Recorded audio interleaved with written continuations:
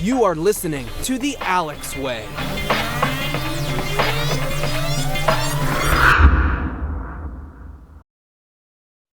Hi, everybody, and welcome to The Alex Way podcast and show. This is a show about passion, dedication, and leadership in the soccer industry, the soccer world. Needless to say, this is the industry in the sports world, the sport, universal sport, the most powerful one in the history of mankind, financially and obviously in terms of marketing.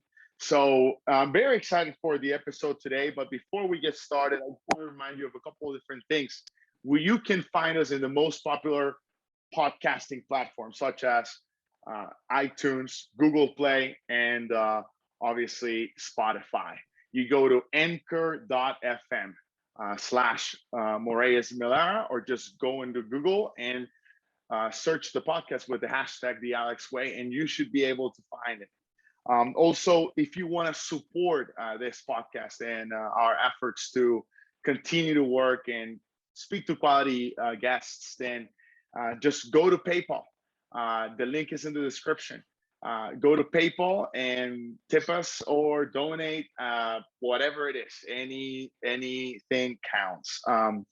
And obviously, if you would like to order quality gourmet style or specialty bread, you got Chef Maria Moraes with her Sugar Bread Co. Just go to Instagram or go to Facebook or LinkedIn. Email, direct message her, and you'll get your bread or bread orders shipped to your home across the US. Great. So without any further ado, don't forget to follow us on social media, all sorts of social media. And now I'm ready for us to speak with our guest for this episode.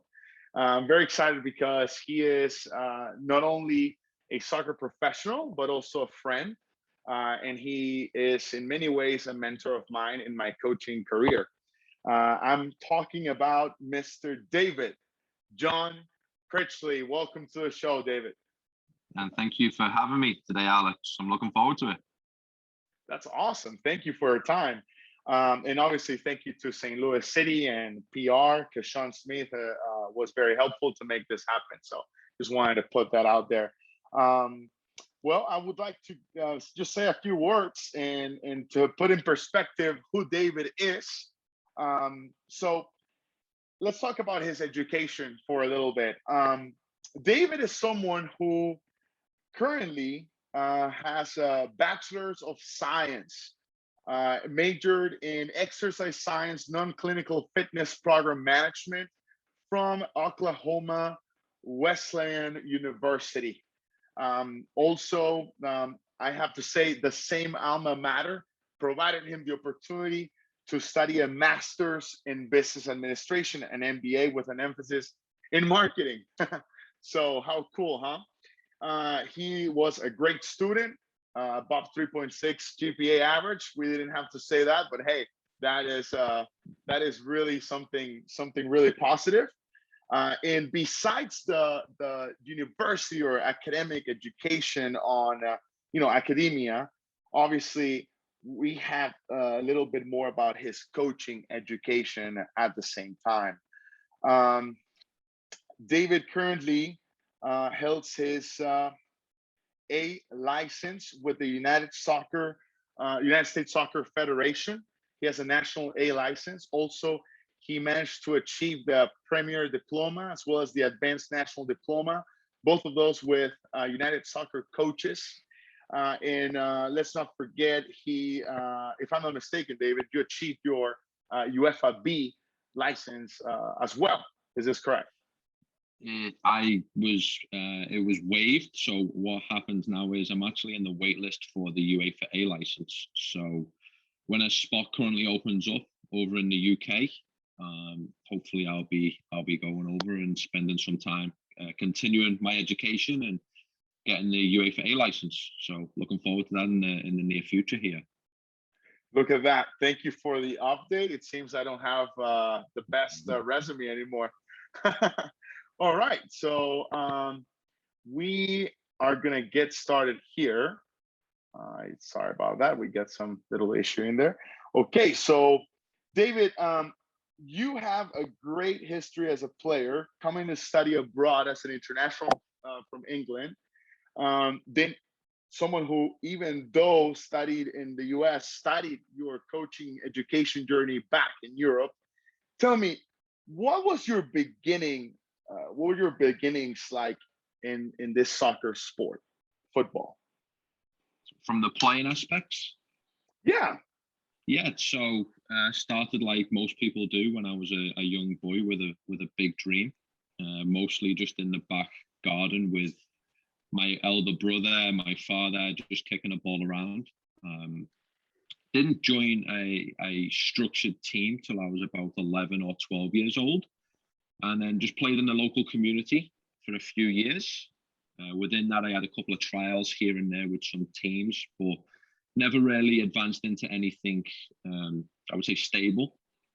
Until I was 17 years old, I then decided to move north and go to Morecambe.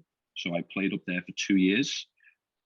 So the objective there was obviously to try and get a professional contract, but at the same time, they understood the importance of education, and that's where I received one of my associates over in the UK as well. It was in Morecambe and Lancaster University.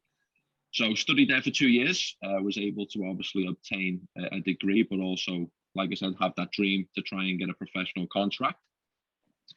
So wasn't anything, I would say, notable, but just tried to pursue it. And then 19 years old, came the time, I would say, crunch time to make a decision. I didn't get the contract at Morecambe. I really enjoyed the games though. I enjoyed playing it. I was still young. I was 19 years old. So I just asked myself the question, what's next for me? And they've done a fantastic job of building relationships with some universities in the United States and helping all the English lads understand that you can continue with your education over in America, you can continue to play.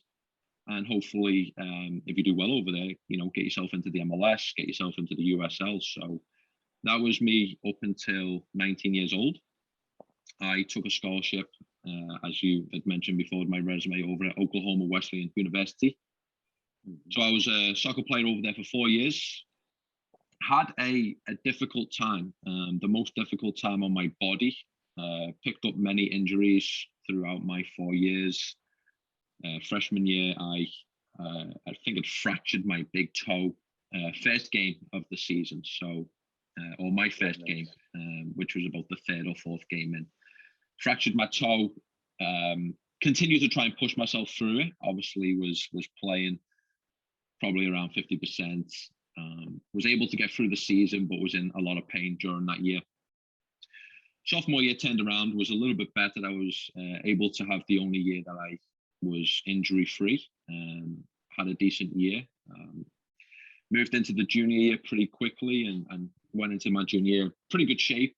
Really determined, obviously understanding I had 2 years left to try and push myself for a contract somewhere and to get noticed.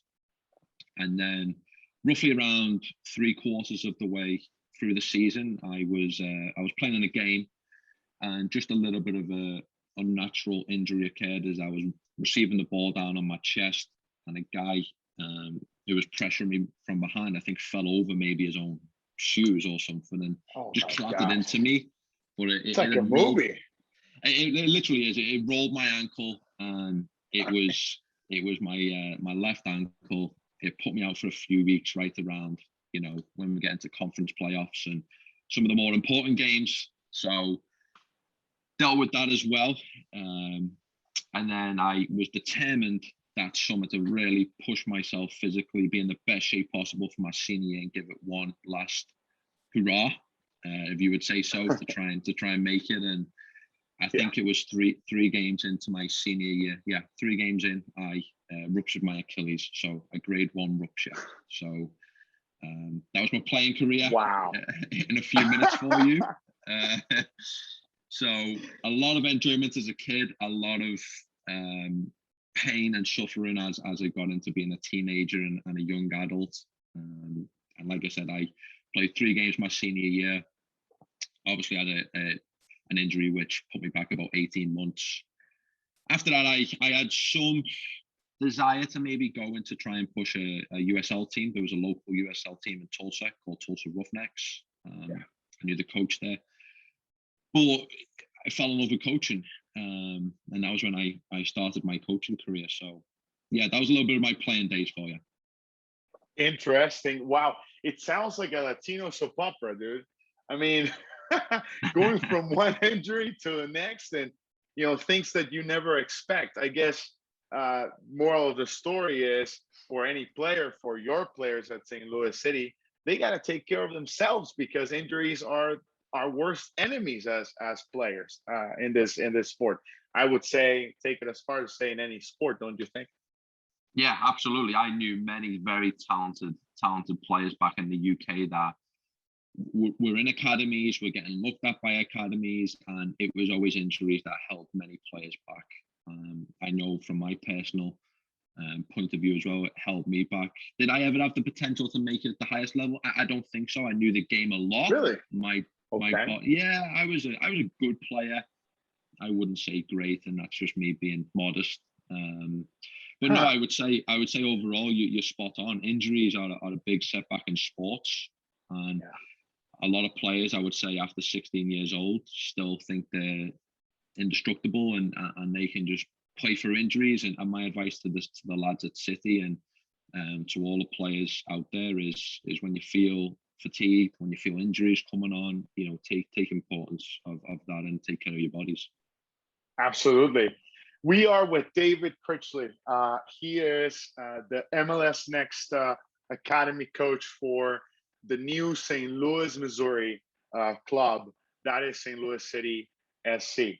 David, talk to us about your upbringing in England, because I haven't had the blessing of being in your country. I know. I've only been to Central Eastern Europe, to Romania, to Hungary, to Slovakia. I think some sort of small passage through Austria, but I've always been so in love with the idea of going to your home country. I know you're from Liverpool, and it seems like you even had Steven Gerrard as a neighbor. Is that true? He was, yes. Yeah, just, Okay.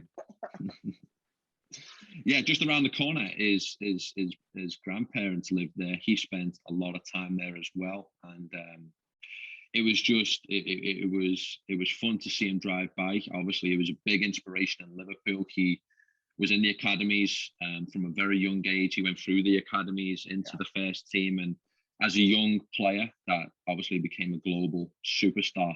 And seeing him in his early days, just driving around, obviously was inspirational to me. But Liverpool is a very passionate city. England's a very passionate country when it comes to football, but specifically Liverpool. The fans are fantastic. I think when I was younger, I'd always wanted a season ticket, just to go and watch the team week in, week out. And I believe one year I looked into it when I was 14 years old or so, or my parents did for maybe a Christmas present, and there was a 10-year wait list just to get a season ticket. So that would have put me at 24. So as you can see, there's a big following in Liverpool, very passionate fans. A lot of them would say football is the most important thing to them in life. So it's a country that's very passionate about the sport, loves the sport. So it really came into me from an early age of the excitement for football and how much just it meant to me personally and my family and everybody around back home. How significant of a role did your family play in all of this, and in you studying abroad, in you coaching, in you playing? A huge role. My dad was my a coach when I was younger, when I was 12, 13 years old. No way. He was a coach on the team that I played for. He played a great role. He was able to be a coach for me and advise me with obviously some soccer development, but also he didn't take that into the personal life, and he was my father away from the field.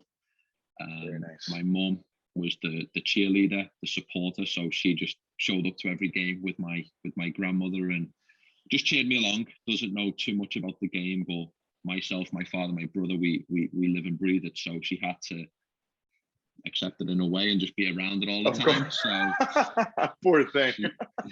yeah, so she was in a position where just constant support all the time. And I think when I moved to America, that was tough for my mum. It was tough for my mum and dad, but more my mum, because I think she always assumed that I was coming over for 4 years to get an education and going back to the UK. So Sure. that's 12 years ago now. So every year, I think it was a little bit different for her to understand that, you know, I'm probably going to remain in the United States for quite some time and pursue my own, my pathway here. So just always support though. You know, it was really difficult for them to, I think, let me go over to the United States as a young man and be in a country by myself. I didn't know anybody. I speak to them once or twice a week. Even to today, they keep me very grounded. They keep me very humble as well. So I wouldn't be here today without them too. If you don't mind, what are the names of you know, your dad, your mother, father, mother, and your brother? Of course, who I've seen in pictures. Who are they? Yeah, mother is Gladys, father's Ken, and brother is James. James. All right, Gladys, Ken, and James. Thank you so much for allowing us to enjoy David and giving us a friend. I have to say to your parents specifically, they've raised an excellent, brilliant man with values. That's really, really important. So yeah, I just want to say hi from Missouri all the way to England to Liverpool. Hope they're doing well and they see they watch the episode. All right, that's a little bit, you know, getting to know more about you, David. It's wonderful. Every time we speak, you know, I feel like two friends never really end up knowing everything about one another, and that happens in all sorts of relationships, work relationships, love relationships, friend relationships, and so it's just a blessing for me to learn more about you. I would like to know what are some of your hobbies, if any, outside of soccer? Do you have any? I do. I have a few. I recently just picked up a new hobby of golf. So played a few times when I was younger. I mean, probably once every year, once every, you know, 18 months even. But yeah. I would say over the last 4 or 5 months, I probably get there twice a week now. So wow. I would consider it now a hobby. I am not good at all, but I'm trying my best. I know obviously it's a sport that requires a lot of patience. Yeah, so absolutely. It's tested me in those areas quite often. But no, I'm really enjoying golf. It's fun. It gets me out there. It's a good game to, I would say, just spend time with friends, relaxing. I do know this a little bit about you as well. I also play some chess. Yeah, we haven't played yet, which is we haven't sad, played yet. You have a beautiful chess set, dude. I have to say, the wooden board, it's beautiful. I see your stories. Love it. I would love to play with you. Just have a cup of tea or something. Yeah, absolutely. We will do. I think I've seen you read a few games on, you know, end game strategy and whatnot. So I'm not there yet. I just play for fun more probably than you, but let's get a game going together soon here. So I also like chess a lot. Absolutely. That's awesome. Yeah, but both interesting, huh? Both sports that are very popular for teaching patience. Very interesting, David. Wow. It's needed. So something about you. That's right. Awesome. All right. So we're getting to know more about an MLS Next Academy coach. If you're just tuning in, this is David Critchley, a coach, a former player, an England or English national who came to live abroad and study abroad, and now he's here and it's been in the US for over a decade. You know, you've been longer in the US, you've lived longer than I have. I've only been here almost 11 years. You've been here, you said 12 years. What are some of the challenges that you faced as an international in the United States? Have there been any culture shocking moments for you? I mean, you speak the same language, right? I would assume it would be easier, but I don't know. You can speak to that. Yeah, I've been very lucky for 12 years, living in Oklahoma for 9 of them, St. Louis Oh for wow. 2.5, 3 of them, 2.5 years, 3 years. I've been extremely blessed. I haven't come across many difficult challenges in the United States. I've had a great support group around me, a lot of friends, people that I would consider more than friends now, very close people to me. So there's been nothing comes up on the top of my head right now that are dramatic challenges. The biggest challenge I deal with on a personal level is just obviously spending time away from family, who is really important to me. So through I would say the most difficult period, which for most people was last year, which was COVID, a very challenging period for everybody. I was living alone during that time, so just finding ways to connect with friends still via, Zoom calls and FaceTime, and even jumped on video games every now and then, which I never used to as a kid. So I picked that up pretty late. But Nice. playing some video games with friends as well, and staying mentally healthy, I think was important. Going out and exercising regularly was also something that I tried to do. But major challenges, not really, not so far. So I mean, I've been very lucky. I've been very blessed here. So knocking on wood for the rest. Yeah, of for sure. I think it's time for us to explore more of your soccer path. I think that's what we've all been waiting for, and so we're gonna dive in. You ready? I'm ready. All right. So I would like to know. We touched base a little bit on that playing career back home as well as here in college. So I think we could say that's out of the checklist. Let's just focus on your coaching journey. How important it is to you to really continue to educate yourself in football, to get coaching licenses, to get into workshops, to get into seminars. To how important and relevant is in today's soccer world in the States, MLS next level per se, to be an educated soccer coach?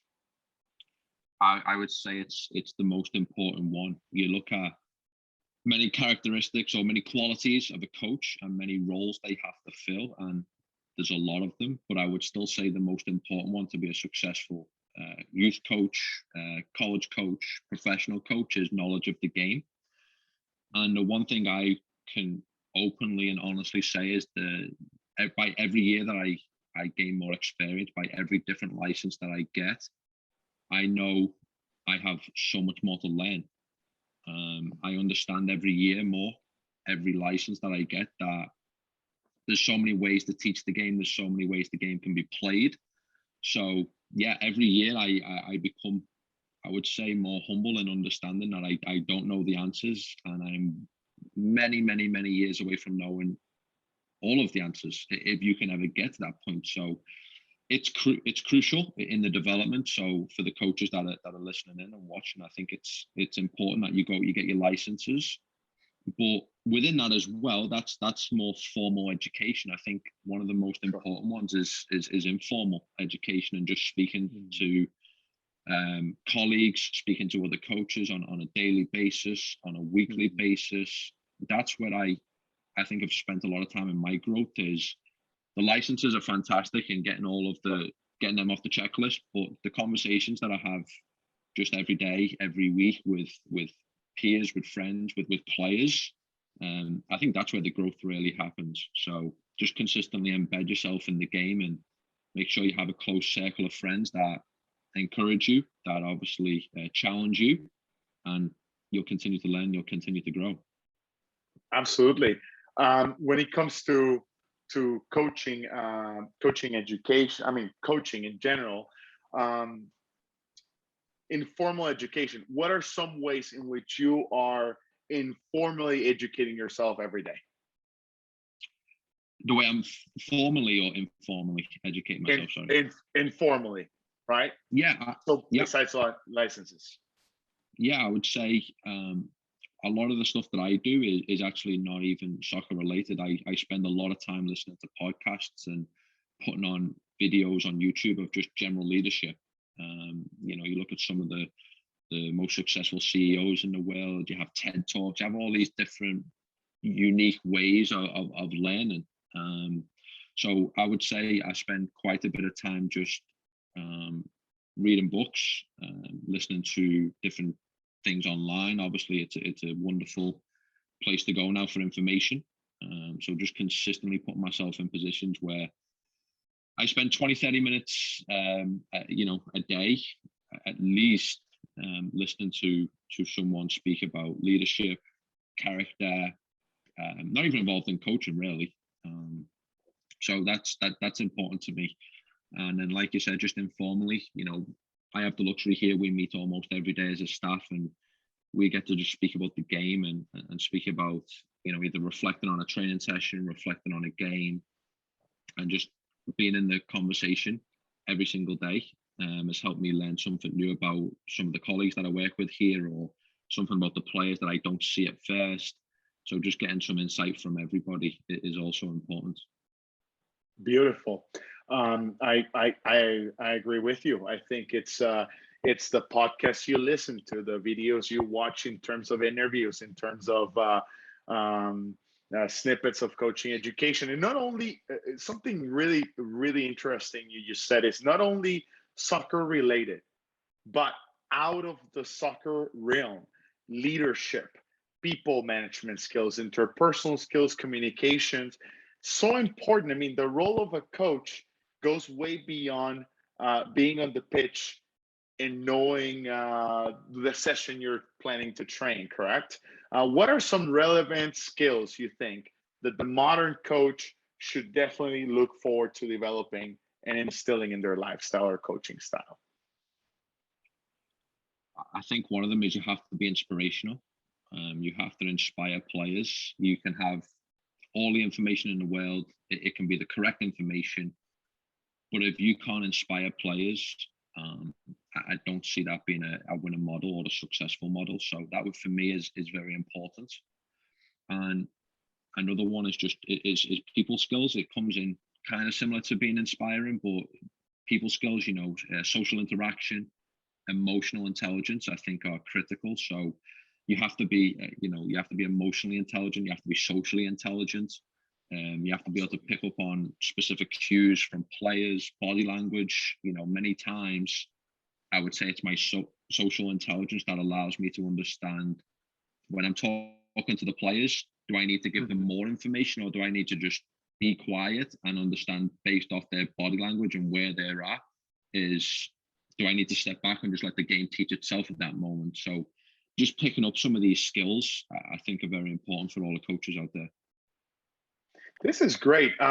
We are with David Critchley again, St. Louis City SC, academy coach for MLS Next. And what a blessing it's been, man, just to learn more about your background and also what you do personally to be the best professional and coach for your players and for your organization. Now, what do you think? Let me see. You not just got into coaching. You're just in the St. Louis City SC platform. You've been here for almost 3 months. But let's talk about what led you to St. Louis City SC, meaning the prior experience. You were at Oklahoma with a club. You were there with a USL team, if I'm not mistaken, Tulsa. But also you were a part of the Fusz Athletic. So it seems to me you've been not only a coach, but you've also been involved in the admin and soccer operations side of things. Do you miss that at all? Do you miss the technical director role? Do you miss the director of coaching role? Do you miss the leading coaching education for other coaches and trying to be a part of that player development plan? I do. I miss parts of it. Some parts I don't miss. But no, I think overall it's something that's needed. I think for a lot of coaches that continue to aspire to get to the top, you can't just be on the field and be a coach. You have to wear many different hats in your early career and your growth. So a big part of my role at Fusz Athletic was, as a technical director, was doing some parent education and understanding the US parents in how important it is for them that their son or their daughter's in a safe environment, that they're continuing to grow, and being able to have moments in my career where I've led parent meetings and I've understood the role of a parent more. Obviously, a big part of my role was coaching development. So speaking to coaches that have more experience than me, less experience than me, and just figuring out their journey and how I can help them and how I can be of assistance to those guys as well, without knowing maybe so much about the system of play that they play or the style or even any of the players. Just getting a more viewpoint from a bigger perspective was really important as well. And then dealing in the administrative side of the game wasn't my cup of tea, is what we say. But yeah, of course. I think it's important. I think it's important that we know the role of the people that keep these clubs running. It is a lot of the admin staff, and being in their shoes for a few weeks, a few months, a few years, and understanding the workload that they have and the amount of responsibility that they have to keep a club successfully running helped me understand their role more and help me appreciate their role more. So I've ticked a lot of boxes over the last few years of in the youth game, and it was because of those prior experiences and past positions of mine that helped me be a better coach collectively. Of course. Interesting, huh? So it really does play a part in your professional journey here to have experienced those different roles in this interesting, this fun, exciting world. There's so much more than just being a fan, isn't it, David? I mean, soccer is just, I mean, football is just full of so many different things, especially nowadays that it has been now more professionalized. You know, and now you look at someone like you being a student of the game and professionalizing yourself even more. But it's so important to be humble. I keep hearing the same theme as you're speaking, starting from your families, keeping you grounded, to even though you're now where a lot of coaches, obviously, we're not going to ignore that, would like to be in your shoes at this point, but still being humble and knowing that we don't know it all. And that's just such an important piece of our personal growth. What do you think makes, this is a different question because I'm not sure if you've coached in Europe just yet. I think you have because of your UEFA B and now you're waiting for the A, but how much different is it to coach European players from American players? You think you could speak to that? Yeah. I haven't had a ton of experience coaching over there, and when I did coach over there, it was when I was younger, so at 19. So a lot of the players were younger, starting off in their soccer, career, if you would say so. But one thing I consistently learn over here is the players are very extremely gifted. Technically, they're extremely gifted. Physically, they have a wonderful, I would say, collective as in US soccer educational setup here. So we're starting to develop very intelligent players as well, and there's a lot of resources and money being poured into US soccer, which is fantastic. That's one awesome. Missing piece that I've seen just in my personal experience is the players in Europe are very, very driven, very passionate, and that just comes because it is the major sport in the UK. Sure, it is more people play soccer in England to give their family so forth a better life, to kind of get them away from if they're in poverty or they're in difficult situations. They play soccer with that big dream of making it professional and giving their family an opportunity they never had. Whereas here it's still a sport, and we find them individuals here and there, but then individuals in Europe are more common, if we would say so. So one thing I try to do here, again, just at St. Louis City, is inspire the players like we talked about and try to let them understand the unique opportunity that they have here. So that would be the one missing piece right now. You know, it's so fascinating to me because that speaks to the truth of the sport back in my home country of Honduras. People play the game because it's not only the main game, but or sport, but also because of that hope for a better tomorrow. And so, to me, it's fascinating because I would think, well, when I compare apples to apples, the economic landscape of England when compared to Honduras, wow, what a difference. And yet you're saying to me that they play in there for the most part to achieve a better tomorrow.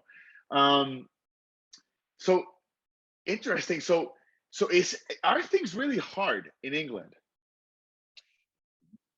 They are. Liverpool, obviously, is where I was born and raised, so I can speak more Mhm. specifically about the city. Sure. Yeah. It's a blue collar city. A lot of, obviously, your parents and your grandparents and your friends' parents, they have, I would say, jobs that are, and the word is not coming to mind right now, but Of course. electrician, a cook, all these jobs, which is fantastic. Everyone has their own profession, and I've always believed in Yeah. everyone's called for different reasons, but everybody still back home plays that. I would say plays the sport for that opportunity to play at Anfield one day and to play in front of 80,000 people and to play on television against the best players in the world. So there's no disrespect towards any other profession in the world. It's just No, in right. Europe and in Liverpool, the profession that everybody wants to be is a professional soccer player. Wow. That, I mean, can you imagine? I mean, obviously you can because you've been there, but I cannot imagine the level of competition. Is it better then for you as an English national to come to the States instead of staying in there from a competition or competitive landscape or scenario? Do you think? Yeah, only 1 to 2% of youth players actually make it into the senior game and the professional game. In a Wow. city like Liverpool, there's tens of thousands of players that are trying to be that 1% and 2%. So it's really difficult. It's difficult in the major cities. Obviously, there's a balance. We have around 90 professional teams in the UK, and Yeah. it's a small country, as you know, whereas over in the US, it's a third of that number. So, but it's a bigger country as well at the same time. So there's Sure. a great opportunity for young players to come out to the United States and pursue a career over here. That's great. So I think we're reaching we're surpassed a little bit of half of the interview, which is great. We're about to jump into a different section that I just kind of started with a little board here. But before Okay. doing so, we have David Critchley here, coach, professional in the soccer industry, former player, also international student now, who has lived for over 10 years in the States. He's at St. Louis City SC. I couldn't be prouder of him. This is the club representing our city, our community, and I can't wait to see them on the pitch in 2023. Right now, we have the academy up and running. Your players are so far crushing it, and hopefully they continue to do so. Just wanted to remind everybody, you can watch the show on YouTube, or you can look us up in the most popular podcasting platforms such as Spotify, iTunes, and Google Play. Just go for anchor.fm/Moraes Milara or hashtag the Alex Way. Everything is in the description, including David's link. So hopefully David won't kill me for sharing his info with you. So No problem. let's talk about David. I have a board in here. We're not gonna get into rocket science, but I would like to know, David, what are your preferred systems of play? And I just want to make a disclosure here. I'm not asking for St. Louis City SC. I'm asking for David Critchley in particular. What do you personally like to see the initial disposition of your team if you were to have your ideal players? Yeah, I love the 4-3-3. It looks like that's a system that you've almost got set All up right. on the board there. Yep. All right.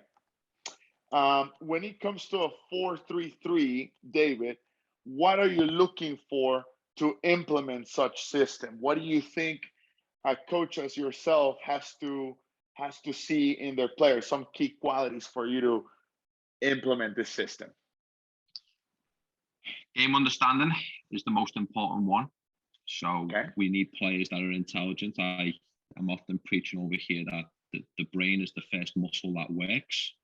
Yeah. So when we speak about speed of play and all these different components, it's the mind. So intelligent players, just collectively with all 11 of those, are very important. Some key qualities in the individuals. I love outside backs. So we look at our left back and right back. I love those players are very aggressive in the attack. They're technical, and they can provide excellent service into the box.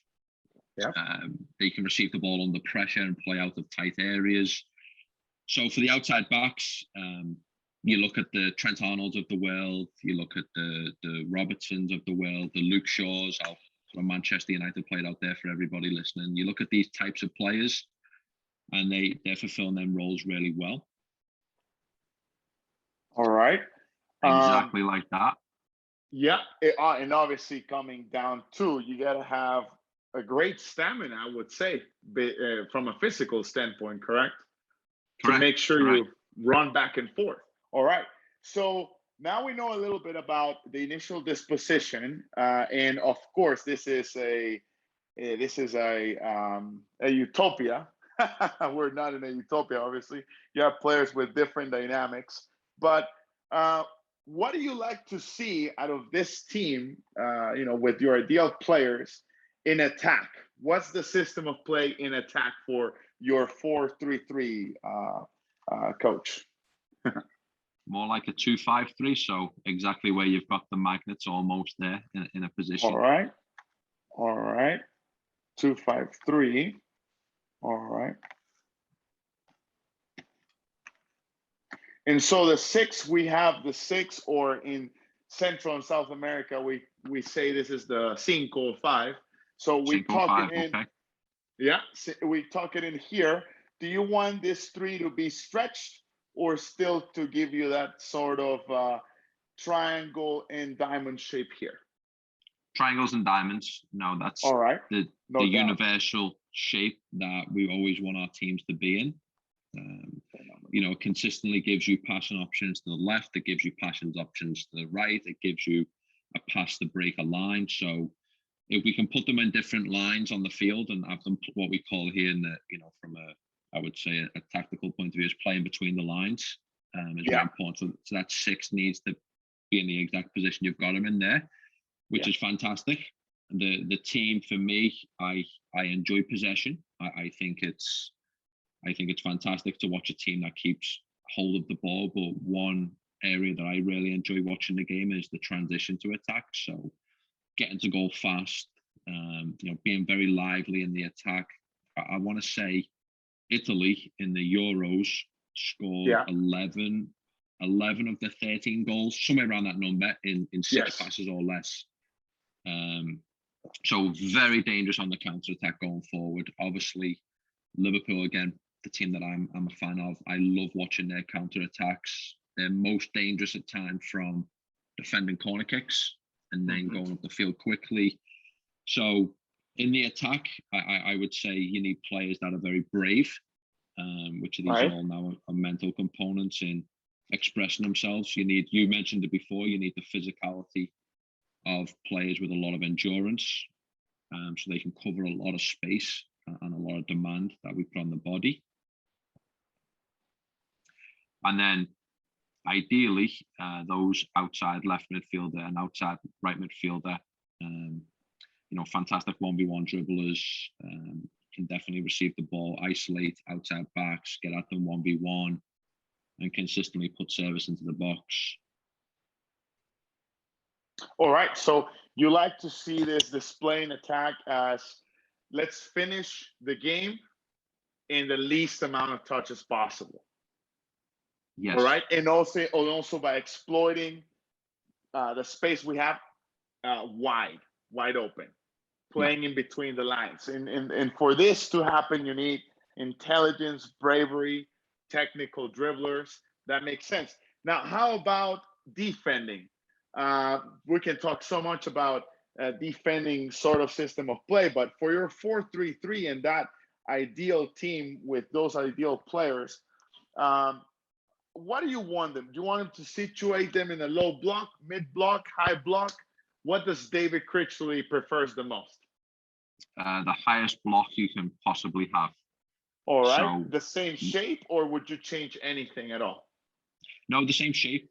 You know, one common tendency we have with so I'll use the example here of the outside backs is we encourage them to get involved in the attack. We encourage them to get high up the field, and then the other team has big possession of the ball, and the first thought of mine from them players is to run back towards my centre backs. And Okay. I now encourage them to stay high, to put pressure on the opponent. So consistently pressing the ball is very important to me. I know back in, you know, the early 2000s, there was this Barcelona 6-second rule that was involved from, I think, Pep Guardiola. Just getting the ball back very quickly. And I just started to understand the reason why is if you're attacking an opponent and they're in their defensive shape and they win the ball, that's the most crucial moment of the game, is before they get organized, before they get into positions where they're comfortable in the attack, before they get into their attacking shape, which roughly takes 6 seconds, let's just say around that time period, pressing the ball back and getting it very quickly is the most important thing. So you look at that from a tactical board, you look at that from a coaching perspective, is recovering the ball before the opponent gets organized offensively is very, very important. Then you'd even draw it back and you put yourself into a position of being a spectator or being a fan.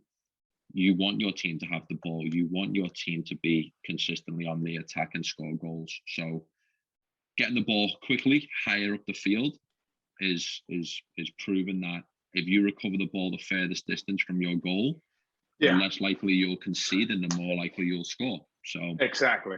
That's interesting. And okay, so there seems to be a little bit of a Johan Cruyff, Barca Messia, a bit of Jurgen Klopp, Pep Guardiola, Liverpool, Man City kind of school of thoughts in you. And by the way, when it comes to this system of play, and ever since I started the second season, really, you're the first coach really that I interview and that tells me that you prefer to keep your team up in there, because I was with Spanish, and again, everybody has a different school of thought. Ricardo La Volpe, famous coach that Pep Guardiola thought it was phenomenal. He's from Argentina, coach in Mexico. He says that every coach has their own recipe book. So it seems like you like to leave numbers up, press high, and try to get the ball as quickly as possible. And it seems to me, David, if I'm not mistaken, you like to exploit the transition moments. So you don't even like the organization of the opponent. Just let's go now because they're completely unorganized. So let's just go in there, intercede, disrupt that build-up, and get the ball back. Is that correct? You exploit those transitions, or you like to? I do. I think obviously when we look at the game anywhere in the world from U16 and down, it's consistently played in transition. You know, many teams will struggle to get to the organized possession, will struggle to get to the organized defense, and there's consistently transition. And as a coach, that's something that we need to understand. We need to teach how to be better at them two moments in the game, because we go to the training ground, we coach, you know, a rondo box or a 6v3+3, and it's always connect 15 passes, connect 20 passes. And I'm like, that very rarely happens in the game. So we need to teach on the training field what happens in the game.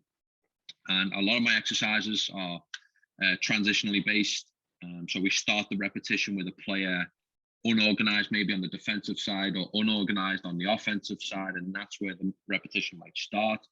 But yeah, for the game, when we're playing on the weekends, I really enjoy the transitional moments of the game.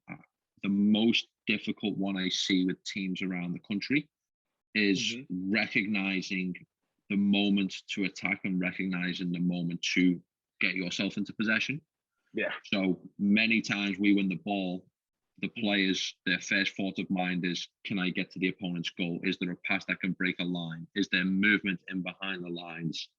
Absolutely. And for some reason, if that's not there, because the defense is organized, because they're compact, and we need to immediately exit that position where we won the ball, we can get ourselves into a wave of attack. We can keep the ball, we can possess, but there's always a purpose to break them down.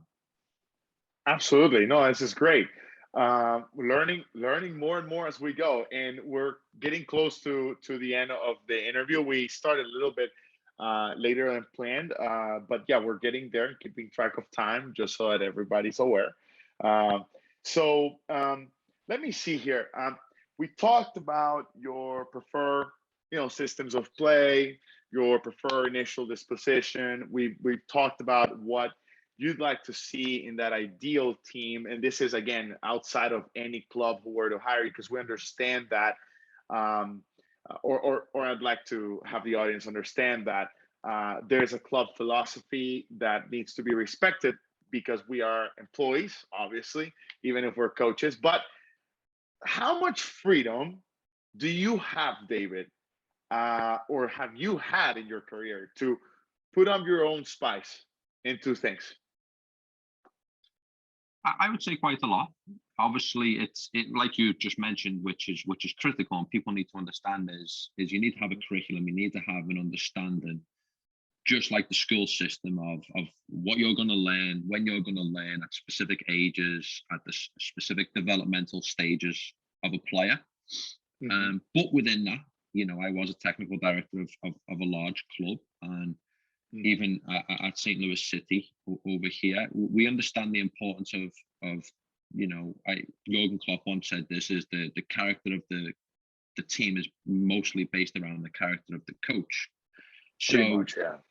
We don't get told to be robots. We don't get told you have to run this exact session. It has to be, every exercise has to be this amount of time.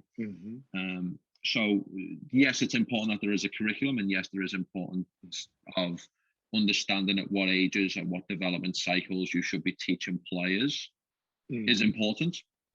But within that, every coach should be able to express themselves in their unique personality. So, and our staff here, Lutz Fallensteel is fantastic at that. Andreas, who is over in Germany still, but will be joining us here pretty soon, is fantastic at that. We have the freedom to develop our own training sessions. And I think the most important one is, and this is where I've picked it up in my life just recently, as long as you can explain why you do what you do, you're okay. So if there's an intelligent, educated answer behind a specific exercise or a specific coaching point, then that's good. Wow, I mean, this is just great. Exciting to see you now in a different atmosphere with a former professional soccer player himself. Well, former professional soccer players, because not only Lutz played in all the continents, the FIFA, under all the FIFA continents and organizations, but also you have Luis Swisher, who is also a former Guatemala national player and player of that league.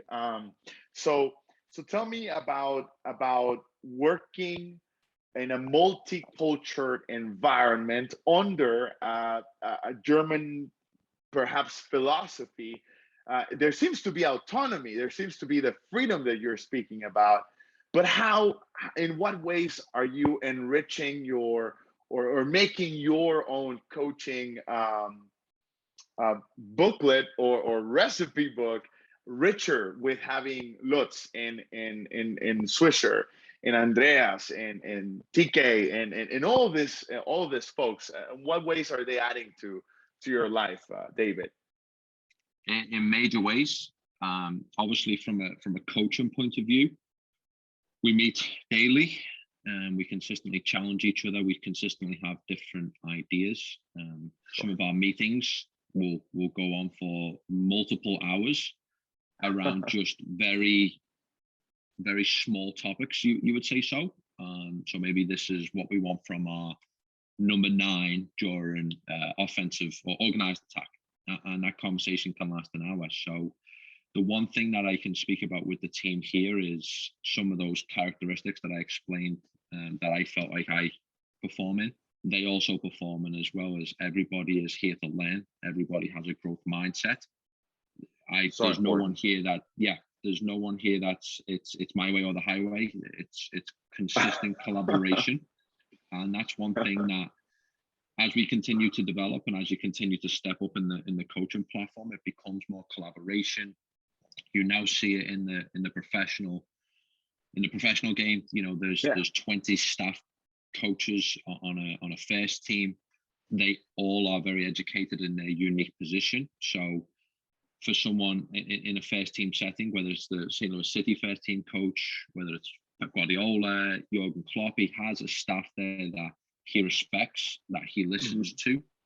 And they're just some qualities that a good organization and a good soccer club needs. So yeah, we fully respect each other here. We have different ideas, which is good. That's not a bad thing. It's great. Yeah, absolutely. And we come together. What is one? I have this question. I tend to ask this question a lot lately.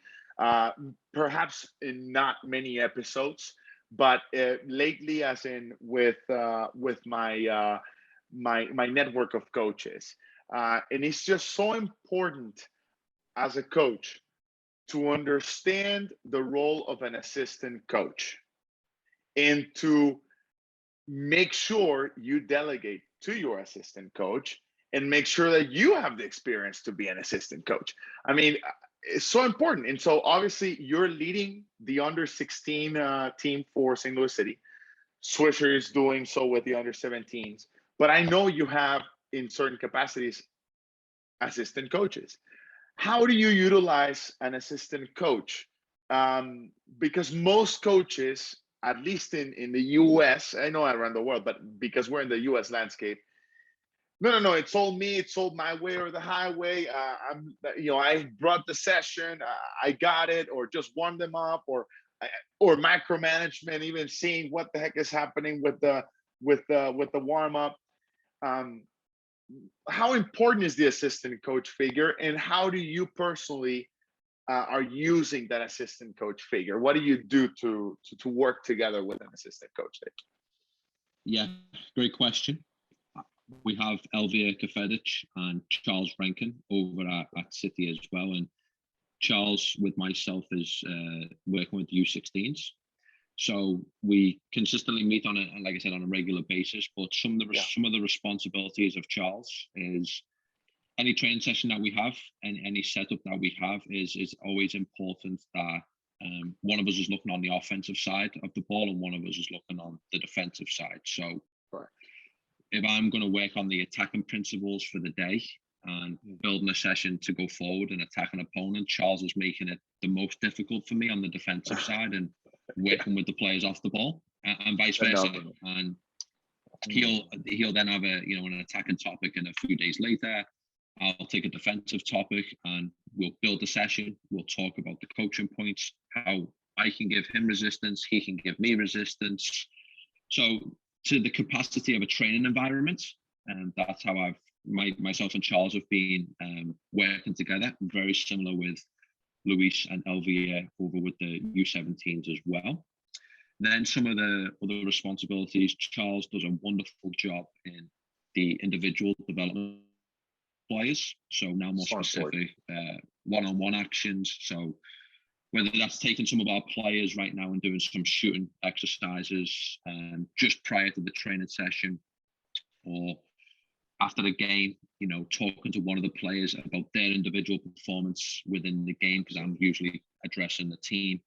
So Charles's responsibility with the individuals is very important as well. And I know Elvia does a wonderful job with the 17s. So yeah, to answer your question, we always have a plan. Of course. The role of the assistant coach for everybody out there is to not pick up cones. And I would say another role of the assistant coach, which they do a wonderful job here, is challenge the head coach and challenge their ideas and ask questions. Why are we doing this? How can we be more efficient? Because that's just needed. That's consistently needed. Is you need people around you that are going to ask the question, why are we doing what we're doing?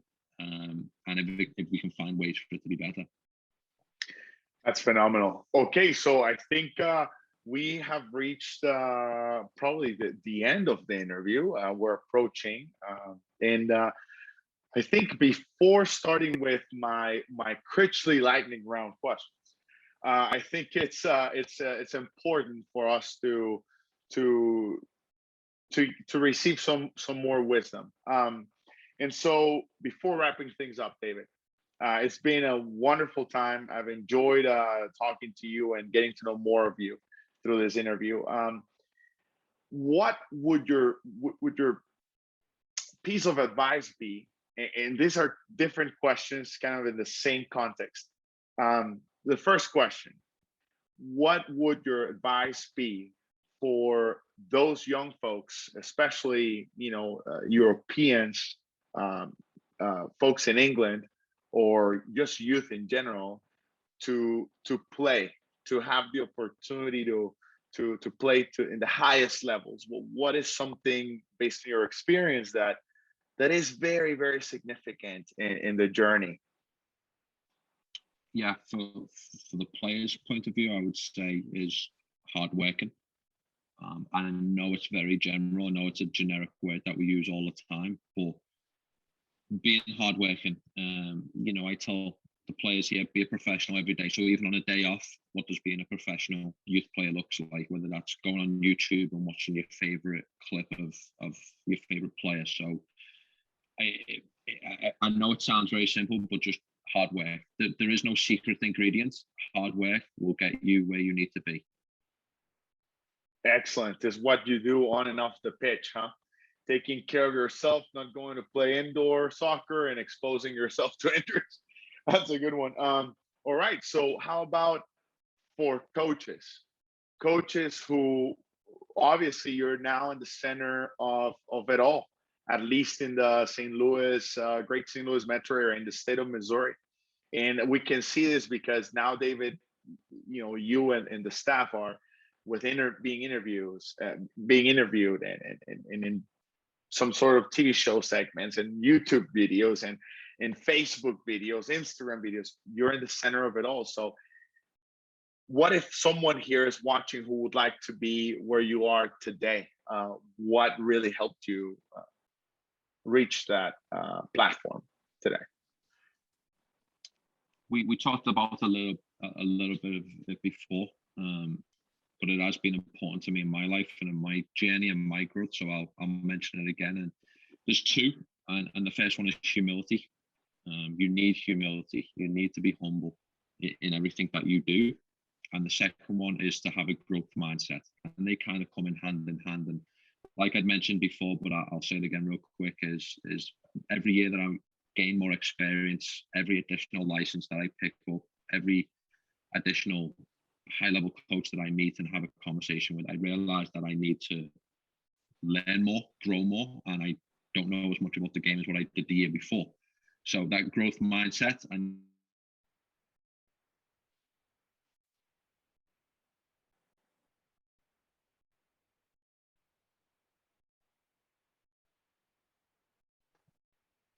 I think you were saying about that growing mindset. I'm sorry. I think I lost it. We lost it a little bit, but it's okay. This is not the first time. You got it now. It happens. I think we got it back. Happens. Yeah, you were talking about that growing mindset piece for a coach who would like to reach that level one day, MLS next or professional work environment. You're saying the humility and growing mindset goes hand in hand.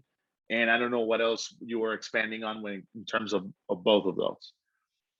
Yeah, I know they go hand in hand, and I was just saying, I'm not sure when I got cut off there, so I apologize. But no problem. Just if every year I gain more experience, every additional license that I get, every different coach I meet, high-level coach, a lot of insight, a lot of wisdom. It's just the more I personally understand that I need to learn more about the game.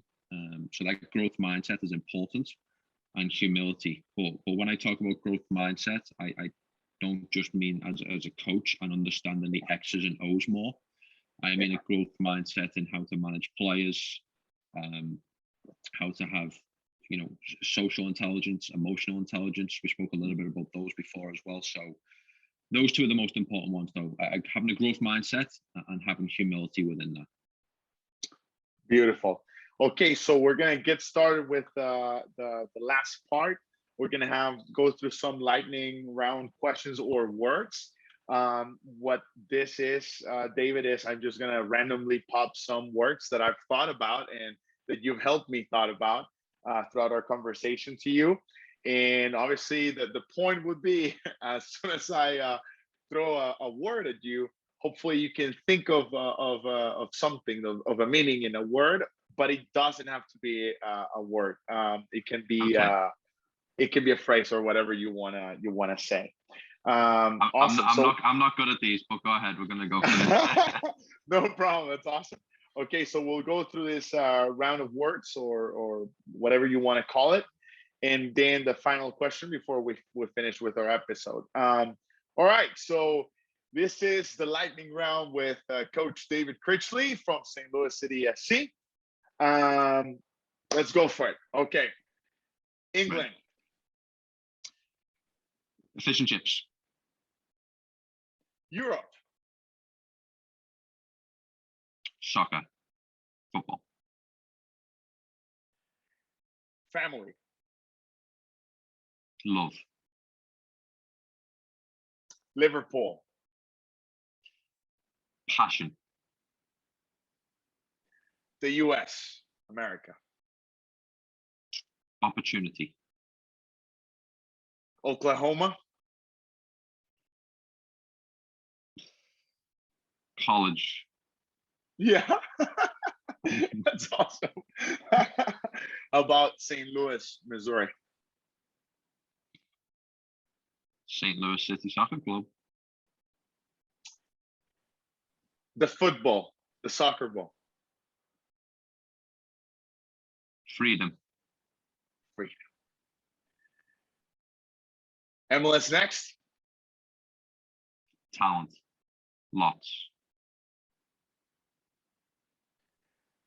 Player, soccer player.